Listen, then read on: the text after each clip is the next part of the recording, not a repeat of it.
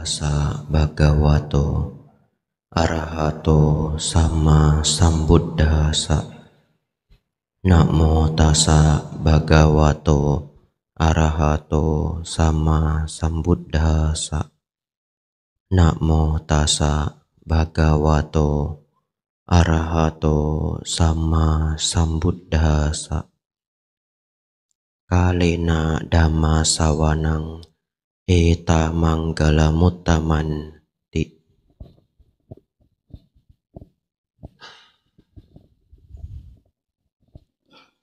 Yang saya muliakan Buddha, Dhamma dan Sangha,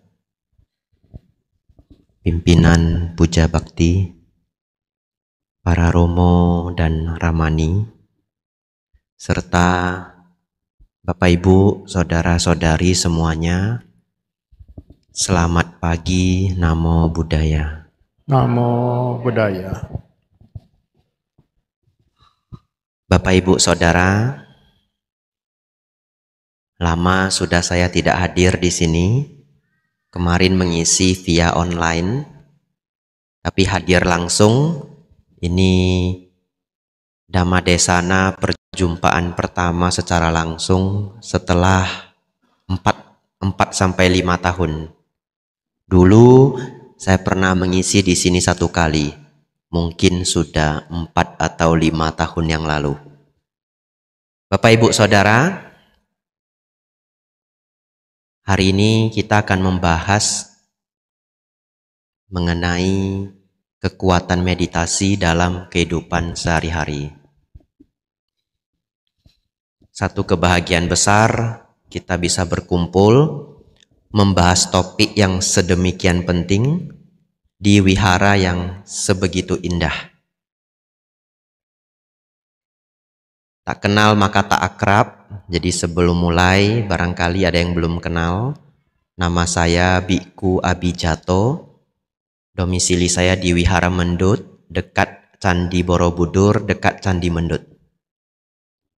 Nah, agar Bapak Ibu menyadari dan menyukuri, Bapak Ibu Saudara, saya pergi ke banyak sekali wihara di seluruh Indonesia. Jadi wihara-wihara di bawah naungan STI itu lebih kurang seluruh Indonesia ada 500 wihara. Bikkunya hanya 107. Jadi kalau mau dibagi satu wihara satu bikku pun enggak cukup. Lalu gimana Bante? Oleh karena itu, ya bapak-bapak cepat-cepat mendaftar ya.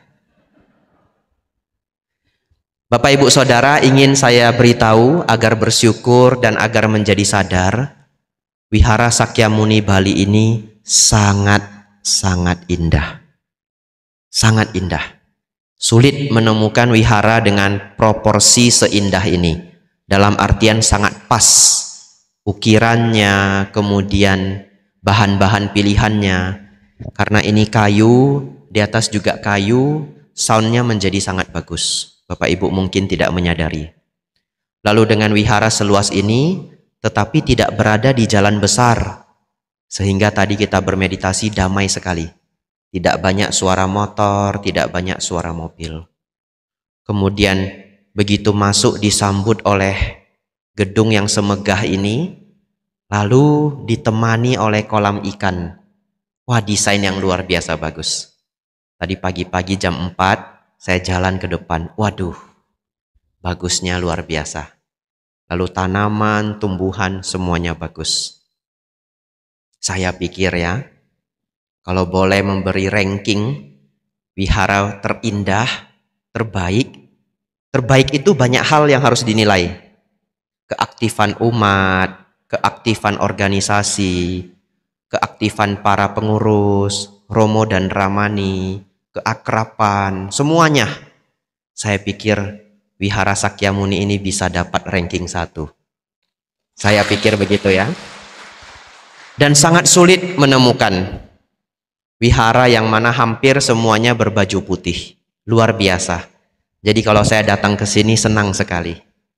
Ya. Selain itu Bante, selain yang ranking 1, wihara mana lagi yang bisa ranking Bante? Ya Wihara Mendut tempat saya tinggal ya. Hanya perbedaannya wihara mendut itu wihara penyepian. Di sana tidak ada puja bakti, tidak banyak umat yang hadir. Sedangkan di sini wihara yang bagus, selain untuk membina diri juga untuk pembinaan. Kalau di wihara mendut tidak ada banyak yang bisa dibina. Tetangga juga semuanya bukan Buddhis. Tetapi seorang biku perlu mengganti suasana. Kalau di tempat penyepian saja, nanti umat Buddha hilang. Seperti yang kemarin saya cerita, di Korea karena bikunya tinggal di atas gunung sampai berpuluh-puluh tahun, ketika turun gunung, umat Buddha sudah pindah agama semuanya. Karena di Mahayana, para biku boleh bercocok tanam sendiri, masak sendiri, bahkan bisa belanja bahan makanan sendiri, jadi tidak dekat dengan umat. Setelah puluhan-puluhan tahun membina diri di atas gunung, ketika turun, agama Buddha tinggal 10%. Ya, agama Buddha di Korea Selatan tinggal 10%. Agar hal itu tidak terjadi, bagaimana? Biku harus ganti-gantian. Kadang ke desa atau ke daerah hutan, ya, kadang ke kota. Bergantian seperti ini jadinya bisa balance. Jadi kadang saya ke kota, di sini kota Denpasar, nanti saya kembali ke desa. Wihara mendut itu desa. Namanya Desa Mungkit. Yang belum pernah datang nanti silahkan berkunjung. Bapak Ibu Saudara, saya diberitahu panitia, saya memiliki waktu 40 menit untuk memberi bahan. Tapi bahan hari ini khawatir saya cukup banyak dan semua bagian penting. Mau saya potong bagian yang mana tidak tahu. Semua penting. Tapi mudah-mudahan bisa pas lebih kurang 40 menit ya. Ya, tapi saya sudah terpakai 5 menit introduction, anggap saja bonus ya. Ya, anggap saja bonus 5 menit. Boleh diserahkan anumodana ya. Bapak Ibu Saudara, kita akan mulai dengan hal yang penting. Lahir sebagai manusia, Bapak Ibu, kita memiliki sistem pikiran yang sangat rumit.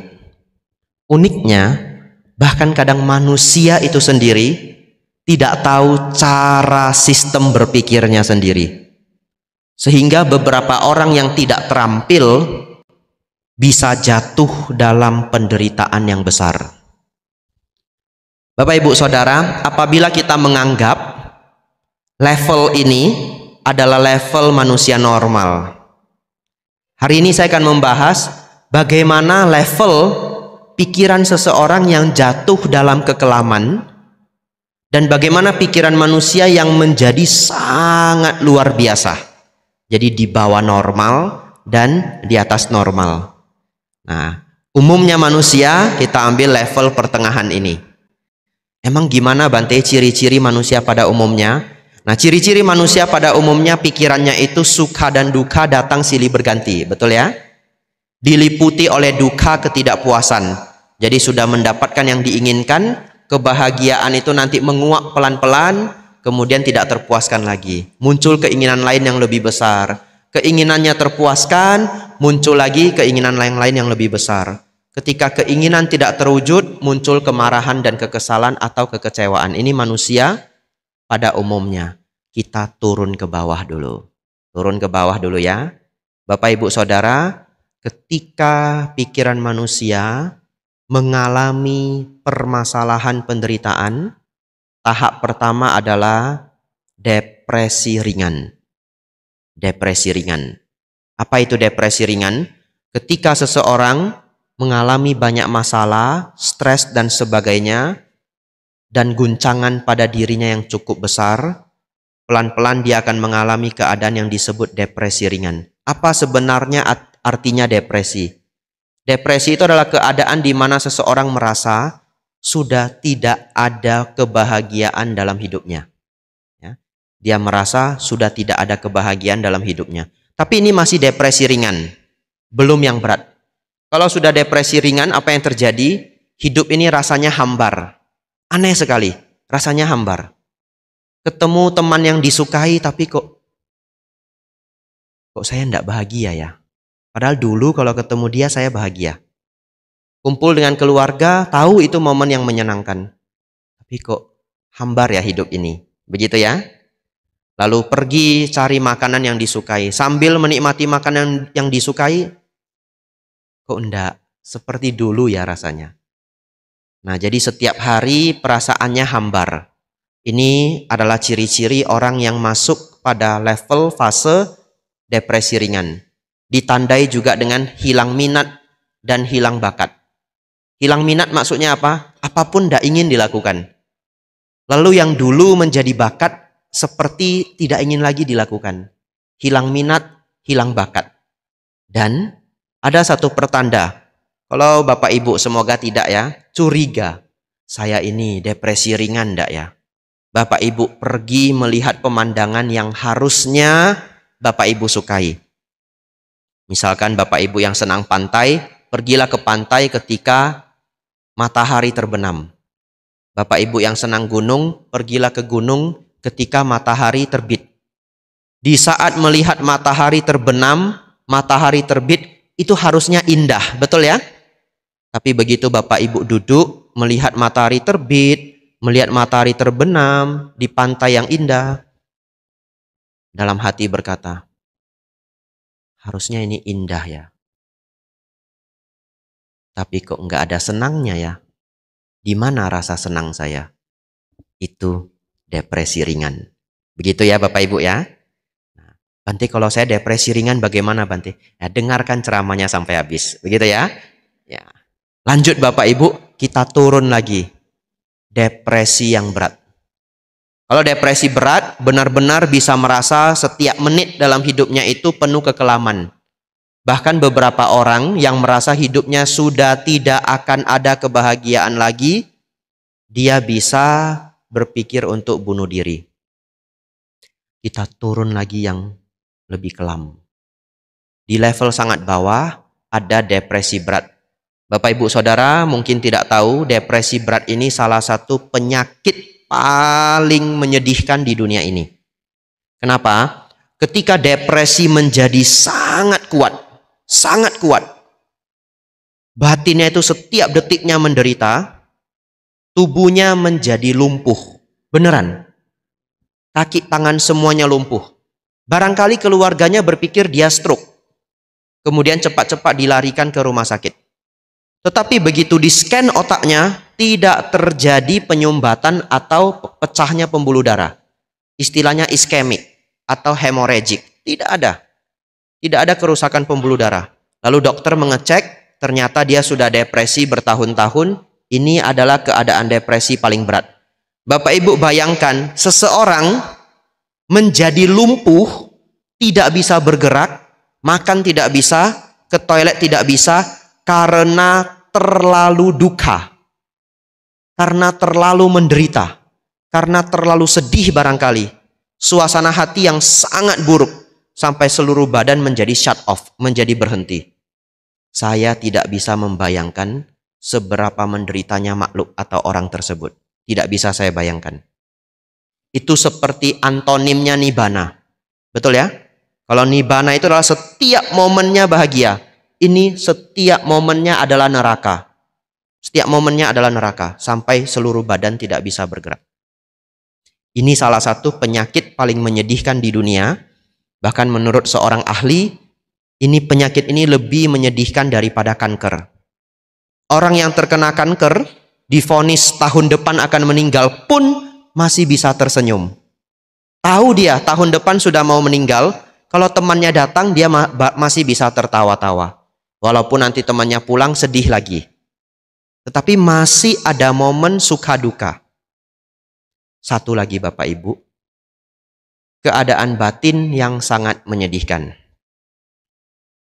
yaitu serangan panik. Semoga tidak ada yang terkena serangan panik di sini. Apa itu serangan panik Bapak Ibu? Coba Bapak Ibu bayangkan, pernah tidak mengalami keadaan yang sangat mengerikan? Misalkan kita naik mobil, naik kendaraan, kemudian mobil atau kendaraan itu hampir tabrakan, atau hampir jatuh ke jurang. Kemudian tekanan yang terjadi di batin itu yang sedikit lagi jatuh ke jurang tapi tidak jadi. Saya pernah mengalami. Hampir jatuh ke jurang tapi tidak jadi. Hampir tabrakan tapi tidak jadi. Tekanan sepersekian detik itu rasanya sangat menyesakkan di dada. Itu yang dialami orang normal ketika menghadapi bahaya. Begitu ya.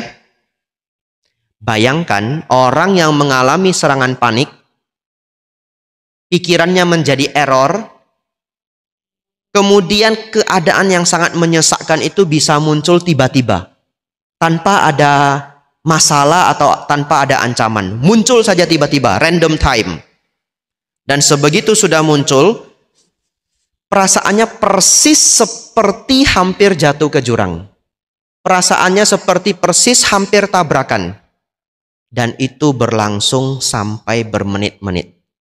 Kalau kita yang pernah mengalami, hanya beberapa detik. Ini bermenit-menit. Bahkan mereka yang mengalami serangan panic attack, kadang-kadang tidak bisa membedakan ini serangan panic attack atau dia kena serangan jantung. Saking nyeseknya. Nah, ini yang disebut panic attack. Bapak, Ibu, Saudara, saya pikir orang yang mengalami depresi berat, mengalami panic attack, ini adalah keadaan batin yang sangat buruk. Tentu ini semua ada penjelasan medisnya, ketidakseimbangan hormon, gangguan di otak, tapi itu tidak saya bahas hari ini. Karena kalau saya bahas nanti jadi seminar kesehatan. Harus diganti judulnya. Bapak, Ibu, Saudara, sekarang saya pikir Bapak Ibu, kita perlu belajar agar keadaan batin kita tidak turun ke bawah. Betul ya? Karena kalau turun ke bawah, masalahnya sangat rumit. Nanti kehidupan menjadi tidak bermakna. Sekarang Bapak Ibu Saudara, bagaimana Bante supaya kita tidak turun ke bawah, apalagi bisa pelan-pelan naik ke atas, keadaan batin yang lebih baik? Caranya adalah tentu salah satunya adalah dengan bermeditasi. Bapak Ibu Saudara, selanjutnya saya ingin membahas seberapa luar biasanya meditasi. Seberapa luar biasanya meditasi. Ada sebuah eksperimen yang dilakukan oleh seorang penulis buku, dia juga seorang psikolog S3 dari Harvard. Namanya adalah Daniel Goleman. Yang senang baca buku, barangkali pernah baca bukunya, judulnya Kecerdasan Emosional, Emotional Intelligence. Ini saya tidak di-endorse ya. Bapak Ibu Saudara, ternyata Daniel Goleman ini sudah melakukan penelitian mengenai meditasi selama lebih dari 30 tahun. Dengan sangat serius. Dia bekerja sama dengan seorang ahli saraf namanya Richard Davidson. Di satu universitas, University of Wisconsin. Dan mereka punya laboratorium yang di dalamnya bekerja lebih dari 100 orang. Dan penelitian mereka adalah mengenai meditasi. Apa yang mereka temukan? Mereka mengundang para meditator dari berbagai negara, dari Prancis, dari Nepal, dari Tibet, dari India, dan berbagai daerah lainnya, untuk dilakukan penelitian. Penelitian yang pertama. Penelitian yang pertama adalah mereka meminta para meditator yang sudah bermeditasi selama 3 tahun secara intensif. Bagaimana ada orang yang meditasi 3 tahun secara intensif? Salah satunya adalah para murid Dalai Lama. Mereka yang bergabung di dalam komunitas atau sangga yang dipimpin oleh Dalai Lama harus melewati meditasi intensif 3 tahun. 1 hari 12 jam selama 3 tahun. Sebenarnya 12 jam itu tidak banyak. Kenapa? Karena sehari ada 24 jam, betul ya? Meditasi 12 jam masih bisa tidur 8 jam. Masih bisa makan sambil ngobrol-ngobrol dengan teman. 12 jam itu juga tidak langsung 12 jam. Pagi 2 jam, setelah sarapan 2 jam, sebelum makan siang 2 jam, setelah makan siang 2 jam, sore 2 jam, malam 2 jam. Begitu ya Bapak Ibu? Setelah mereka mengundang para biku yang telah selesai pelatihan intensif 3 tahun ini, mereka diuji di eksperimen. Para biku ini Bapak Ibu diminta untuk duduk di satu ruangan, kemudian mereka akan diberi perlakuan. Nah, perlakuan itu artinya hal yang dilakukan dalam eksperimen, istilahnya adalah perlakuan. Perlakuannya adalah akan dibunyikan suara tembakan, sekuat suara tembakan tank. Buam, kencang sekali, dalam waktu yang tidak ditentukan, random. Jadi bikunya duduk, tidak tahu kapan, tiba-tiba duar, begitu ya. Nah, lalu pembandingnya adalah para tentara. Para tentara elit yang sudah pernah ikut perang di Timur Tengah, para pasukan-pasukan terbaik menjadi pembandingnya. Jadi ada biku dan ada tentara elit. Karena tentara elit itu kan sudah terbiasa dengan suara tembakan. Harusnya mereka tidak terkejut, betul ya? Nah, ini perbandingannya. Para biku yang duduk silahkan, ingin duduk saja, ingin bermeditasi silahkan. Mereka mau melakukan apa silahkan. Yang penting nanti akan ada suara tembakan. Apa yang terjadi Bapak Ibu? Duar suara tembakan itu, ternyata semua tentara yang hadir terkejut. Tidak ada satupun tentara yang tidak terkejut. Lalu apa yang terjadi pada para biku yang diundang? Semua para biku yang diundang hampir tidak terkejut. Kenapa menggunakan kata hampir? Ketika suara itu meledak, badannya itu tidak startle. Startle itu gini, loncat ya. Tidak ada loncatan, tidak ada startle. Tetapi ada micro expression. Jadi masih ada gerakan di wajah, misalkan sedikit kerutan. Jadi mau dikatakan tidak terkejut, ya secara bahasa masyarakat tidak terkejut, betul ya? Karena kalau orang terkejut bagi kita kan loncat toh. Nah, biku ini tidak loncat. Hanya sedikit mikro ekspresi di dalam wajah mereka. Ini membuktikan Bapak Ibu bahwa mereka melakukan meditasi intensif 3 tahun membawa hasil yang luar biasa. Salah satunya adalah rasa takut menjadi hilang. Karena keterkejutan itu adalah rasa takut. Dan Bapak Ibu Saudara, luar biasanya adalah kalau kita baca suta Bapak Ibu, apa ciri-ciri seorang arahat?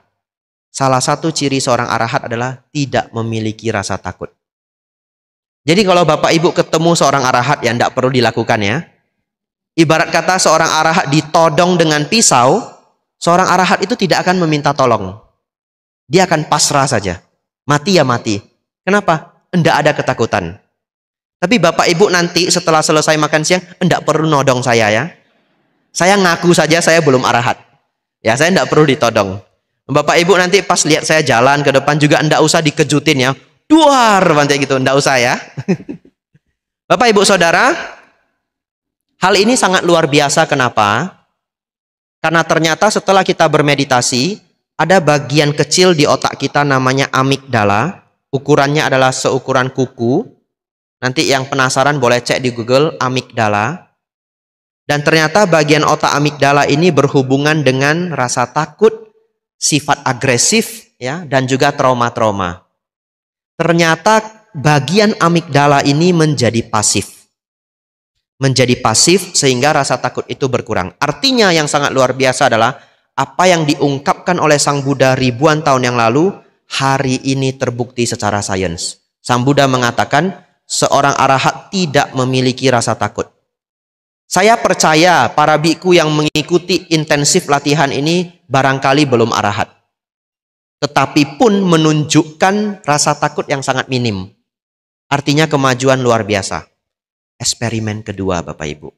Yang ini yang sangat penting. Semoga setelah Bapak Ibu mendengar eksperimen kedua ini nanti jadi lebih rajin bermeditasi. Begitu ya. Ini silakan Bapak Ibu yang penasaran nanti cari di internet. Judul videonya adalah The Remarkable Brainwaves of High Level Meditator. Ya, The Remarkable Brainwaves of High Level Meditator. Karena ini ada rekamannya, Bapak Ibu tidak usah catat. Ya, nanti kapan-kapan ingin cari videonya balik lagi ke rekaman ini. Tapi saya juga hampir selalu lupa dengan judul video ini. Seringnya saya cuma tulis nama channelnya Big Think, berpikir besar. Saya tulis superhuman sama meditation. Nanti muncul videonya. Videonya ada gambar seorang biksu tua yang ditempeli kabel-kabel. Bapak Ibu Saudara, pada eksperimen ini mereka mengundang para biku yang sudah bermeditasi lebih dari 60.000 jam.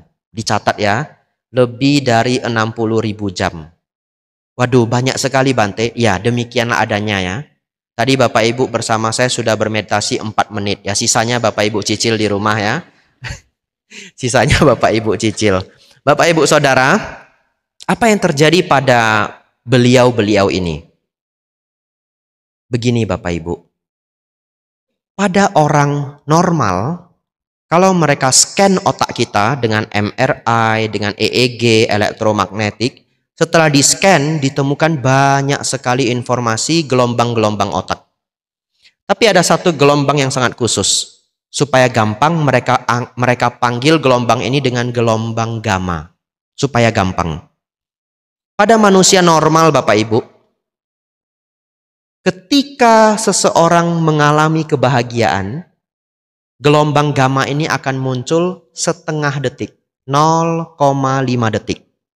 Bagaimana bahagia Bante? Contoh, misalkan kita punya masalah hidup, punya problem, dan kita sudah pikirkan gimana ya jalan keluarnya, sampai 1 bulan lebih. Dan setelah kita pikirkan 1 bulan lebih, tiba-tiba satu ketika ketemu solusinya. Saya sudah tahu. Pernah Bapak Ibu merasakan ini?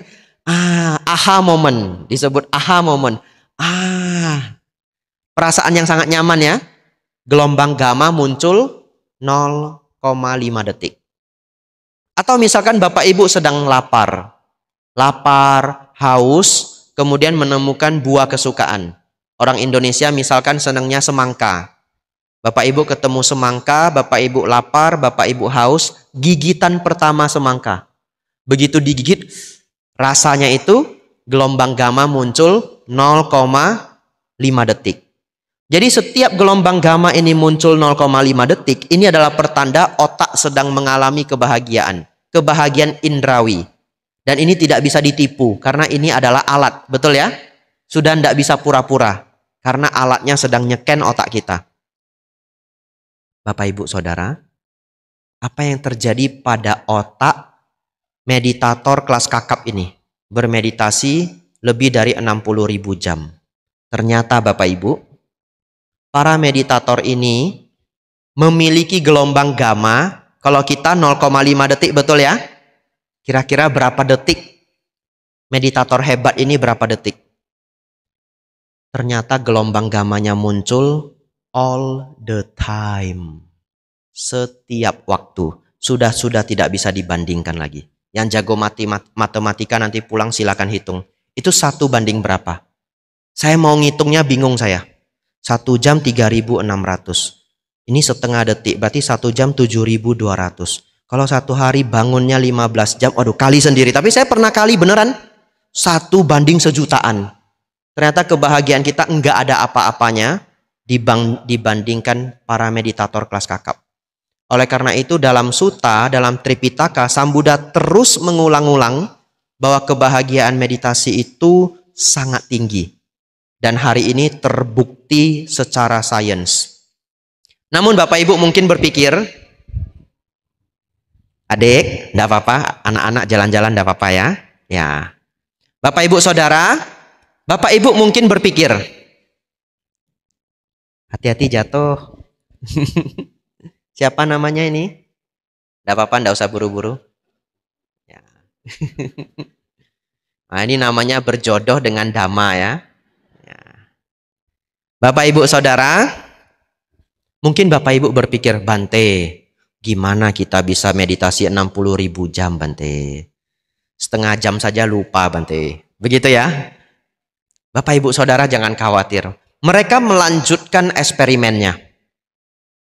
Mereka melanjutkan eksperimennya bagaimana kalau seseorang hanya meditasi kira-kira 10.000 jam. Ternyata gelombang gamma itu menjadi muncul sekitaran lebih dari 10 menit. Kalau kita orang biasa berapa? Setengah detik. Mereka lanjut lagi penelitian. Kalau 1000 jam bagaimana? Ternyata jadi sepersekian detik, lebih dari 1 detik. Bisa 5 detik, bisa 7 detik. Lalu mereka juga mencoba yang hanya 100 menit. Kalau yang sudah bermeditasi 100 menit, apa yang terjadi?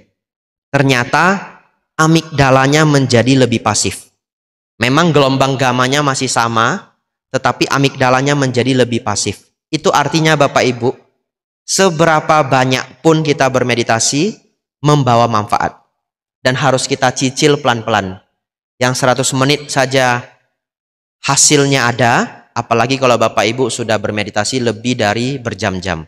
Nanti Bapak Ibu boleh tiru seorang pilot. Kalau pilot ketemu pilot yang mereka tanya itu adalah, sudah terbang berapa jam? Begitu ya? Oh, saya sudah terbang 3000 jam. Wah, banyak ya, begitu ya. Oh, saya sudah terbang 7000 jam. Nanti setelah itu di Wihara Sakyamuni ada ini, buku pilot meditasi. Kalau ketemu, kamu sudah meditasi berapa jam? Begitu ya?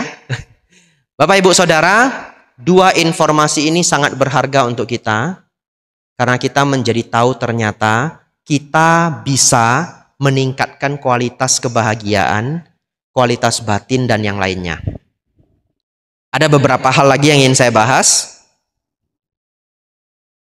Tadi kita bahas dari sisi modern science, betul ya? Dari sisi ilmu pengetahuan. Tapi bagaimana yang diungkapkan di dalam Tipitaka, kualitas seorang arahat?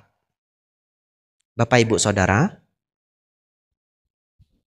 seorang arahat itu dikenal dengan yang tidak memiliki dosa loba moha. Jadi seorang arahat itu tidak bisa marah, Bapak Ibu. Tidak bisa marah.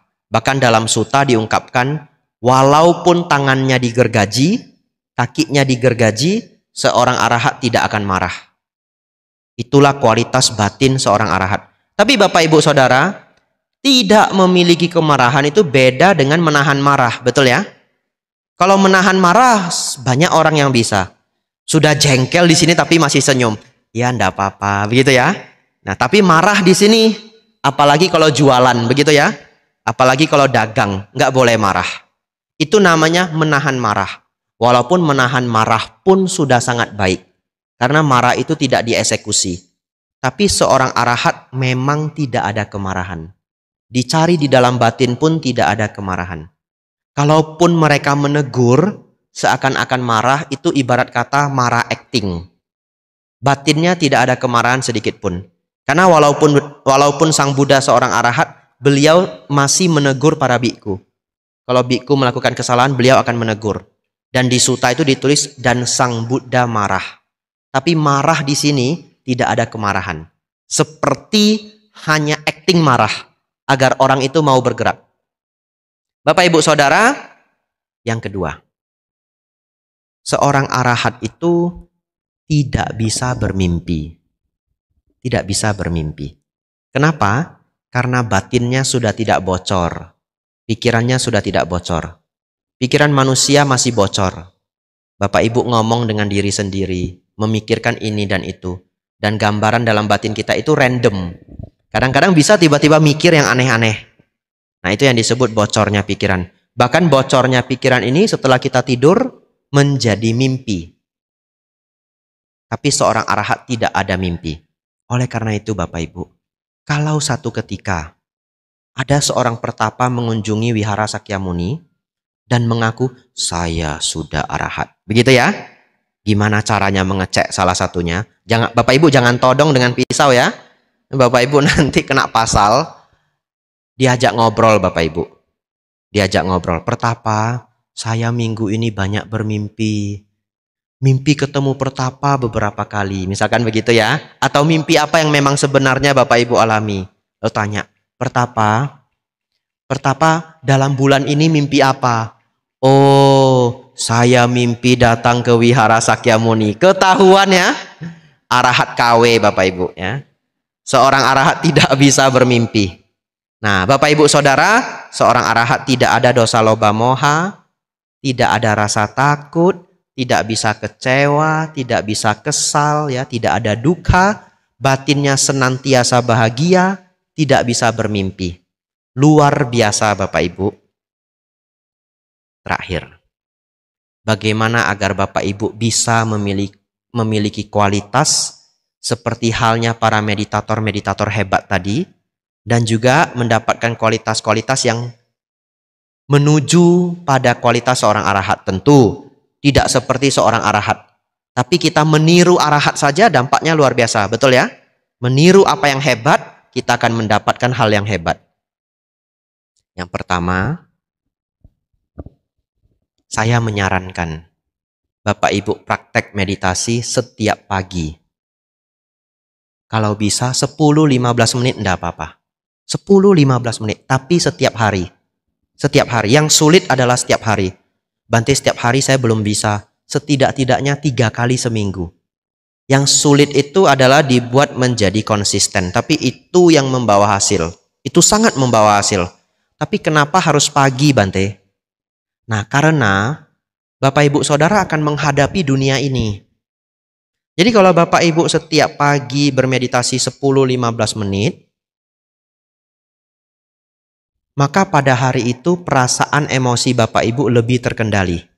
Sehingga ketika ke tempat kerja, ketika menghadapi teman kerja, ataupun di sekolah, di kampus, batin menjadi lebih tenang.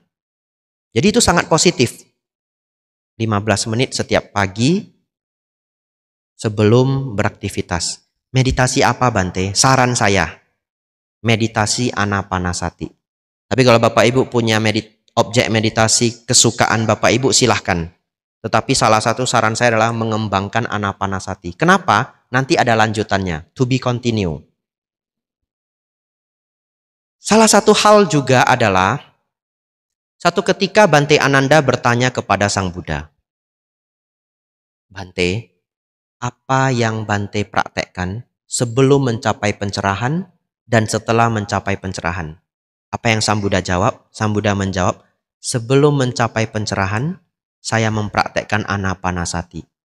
Setelah mencapai kebudaan, saya mempraktekkan Anapanasati. Jadi Anapanasati ini disebut objek meditasi yang paling dipuji Sang Buddha. Ana itu artinya nafas masuk. Pana artinya nafas keluar. Makanya sila pertama namanya Panatipata. Artinya tidak melenyapkan yang bernafas keluar. Nah, apa yang bernafas keluar itu makhluk hidup. Ya, ana, nafas masuk. Pana, nafas keluar. Sati, perhatian. Bapak Ibu Saudara, Anapanasati ini adalah meditasi terbaik untuk mengembangkan meditasi ketenangan, samatha. Tapi Bapak Ibu tidak perlu khawatir. Bante, saya harus praktek samatha atau vipassana. Keduanya harus dipraktekkan. Tidak bisa kurang, tidak boleh tawar. Kenapa? Dalam sutta ditulis, ada satu sutta di mana Bante Ananda mengungkapkan. Saat itu, Sang Buddha sudah mahaparinibbana. Sehingga kalau ada para bhikkhu yang mencapai kearahatan, mereka akan datang dan lapor ke Bante Ananda. Dan dari semua yang dikumpulkan oleh Bante Ananda mengungkapkan demikian. Semua yang mencapai arahat datang padaku, dan mereka mencapai arahat melalui 4 cara. Yang pertama, mempraktekkan samatha, kemudian vipassana. Yang kedua, mempraktekkan vipassana, kemudian samatha. Yang ketiga, mempraktekkan samatha dan vipassana bersamaan. Yang keempat ini sangat rumit. Jarang dibahas di dalam Theravada. Tapi banyak dipraktekkan di dalam meditasi Zen Buddhism, aliran Jepang. Ya, yang nomor 4 ini apa? Dia merenungkan aku, muncul kegelisahan. Melenyapkan kegelisahan, mencapai kearahatan. Jadi di dalam sutta, Bante Ananda mengungkapkan 4 cara pencapaian arahat. Oleh karena itu Bapak Ibu Saudara, Bapak Ibu mempraktekkan yang mana dulu tidak masalah, tapi Bapak Ibu tetap harus mengembangkan keduanya. Bante, kalau Sang Buddha gimana, Bante? Begitu ya? Saya selalu kembali pada panutan kita, Sang Buddha. Saya pikir mengikuti apa yang dipraktekkan Sang Buddha adalah salah satu jalan yang paling aman. Dari sedemikian banyak cara yang sudah kita pelajari di era modern ini. Karena zaman sekarang beda guru bisa beda teknik. Sangat membingungkan. Jangankan umat Buddha, bhikkhu juga ikut bingung Bapak Ibu. Jadi apa yang saya lakukan? Kembali pada panutan. Sang Buddha ternyata mempraktekkan samatha dulu, kemudian vipassana. Beruntung, kemarin saya sudah buat pelajaran Baya Berawa Sutta. Di sini siapa yang hadir kemarin? Wah, rame ya.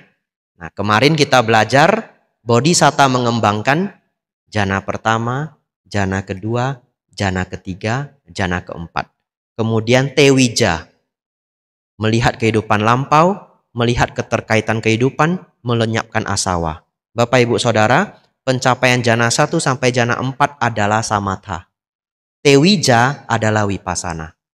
Jadi Sang Buddha mengembangkan samatha dulu, kemudian vipassana.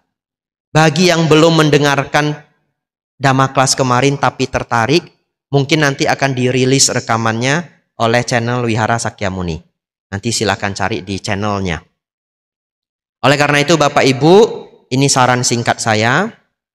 Prakteklah anapanasati atau meditasi yang lainnya silahkan yang Bapak Ibu sukai 10-15 menit sehari.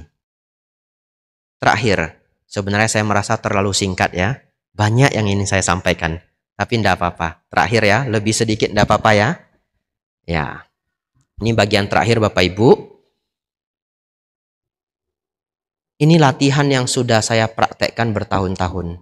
Selalu saya ceritakan. Selalu saya ceritakan. Bapak Ibu Saudara, kapanpun Bapak Ibu stres, mengalami keadaan batin yang tidak nyaman, apakah marah, apakah kesal, apakah takut, apakah rasa malu, dan sebagainya, bagaimana cara kita menenangkan stres ini? Dalam bahasa Pali, segala keadaan batin yang tidak nyaman disebut dukkha, betul ya? Semua keadaan batin yang tidak nyaman disebut dukkha. Pertanyaan saya, marah itu menyenangkan atau tidak? Tidak, dukkha. Sedih tidak menyenangkan, betul ya? Dukkha. Kalau kecewa menyenangkan atau tidak? Tidak, dukkha. Bapak Ibu merasakan malu, menyenangkan tidak menyenangkan? Tidak menyenangkan, rasa malu adalah dukkha. Bapak Ibu Saudara, kita ambil contoh kemarahan saja, karena ini paling gampang dilihat. Ketika Bapak Ibu marah, akan terjadi perubahan fisik Bapak Ibu. Kening menjadi ketat, rahang menjadi tegang. Otot-otot semuanya menegang, jantung berdegup kencang, nafas menjadi berat. Ini ciri-ciri kita stres, dan dalam contoh ini kita sedang marah. Kalau Bapak Ibu marah, nafasnya pasti, kemudian jantung dup, dup, dup, dup, dup. Tidak ada, saya belum ketemu orang marah, saya sedang marah, kamu harus hati-hati. Tapi nafasnya tenang begini, belum ada. Kalau orang marah pasti nafasnya berat. Bapak Ibu Saudara, semua ciri-ciri fisik yang tadi saya sebutkan tidak bisa Bapak Ibu ganggu. Tidak ada orang yang bisa membuat jantung yang berdegup kencang menjadi pelan. Belum ada ya. Kemudian otot-otot menjadi ketat juga tidak bisa kita kontrol. Satu-satunya yang bisa kita kontrol adalah nafas. Jadi ketika Bapak Ibu stres, ketika Bapak Ibu marah, setelah Bapak Ibu menyadari ciri-cirinya, caranya adalah harus bernafas dengan pelan dan mendalam. Itu caranya.